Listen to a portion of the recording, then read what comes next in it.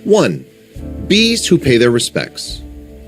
Margaret Bell, who kept bees in Lyntwarden, about 7 miles from her home in Ludlow, Shropshire, England, died in June 1994. Soon after her funeral, mourners were amazed to see hundreds of bees settle on the corner of the street opposite the house where she'd lived for 26 years. The bees stayed for an hour before buzzing off over the rooftops. The local press ran a photograph of the bees hanging out on the wall in a cluster. 2. Phantom car crash. On December 11, 2002, two motorists called police to report seeing a car veering off the A3 trunk road with headlights blazing in Burpham in Surrey. A thorough search uncovered a car concealed in dense undergrowth and the long-dead driver nearby. It turned out that the crash had actually happened 5 months earlier when the driver, Christopher Chandler, had been reported missing by his brother. 3. Enigmatic earth divot. An irregular-shaped hole about 10 feet by 7 feet with 2 feet in vertical sides was found on a remote farm near Grand Coulee in Washington state in October of 1984. It had not been there a month earlier. Dribblings of earth and stones led to a 3-ton grass-covered earth divot 75 feet away.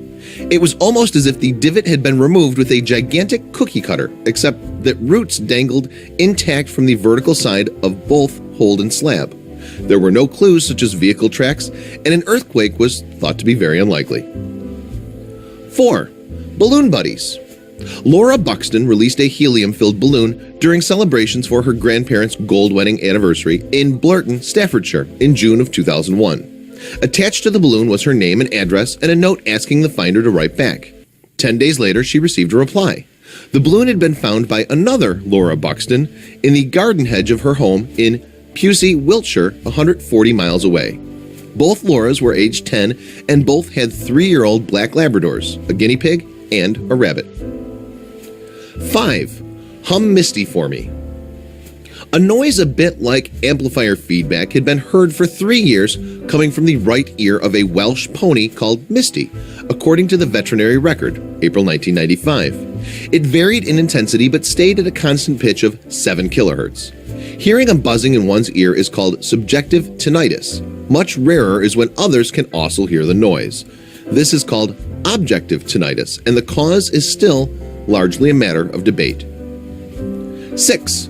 Whirlwind children. A 9-year-old Chinese girl was playing in Songjian near Shanghai in July 1992 when she was carried off by a whirlwind and deposited unhurt in a treetop almost 2 miles away. According to a Wire report from May 1986, a freak wind lifted up 13 children in the oasis of Hami in western China and deposited them unharmed in sand dunes and scrub 12 miles away. 7. Riverside mystery. Gloria Ramirez, age 31, died of kidney failure at Riverside General Hospital, California in February 1994, after being rushed there with chest pains. Emergency room staff were felled by fumes when a blood sample was taken. A strange oily sheen on the woman's skin and unexplained white crystals in her blood were reported. A doctor suffered liver and lung damage and bone necrosis. At least 23 other people were affected. One hypothesis was that Ramirez, who had cervical cancer, had taken a cocktail of medicines that combined to make an insecticide. But tests yielded no clue. 8. Boulders in trees. In April 1997, a turkey hunter in Yellowwood State Forest, Indiana, came upon a huge sandstone boulder wedged between 3 branches of an oak tree about 35 feet from the ground. The arrow-shaped rock was estimated to weigh 500 pounds. Subsequently, 4 more large boulders were found wedged high up in trees elsewhere in the forest.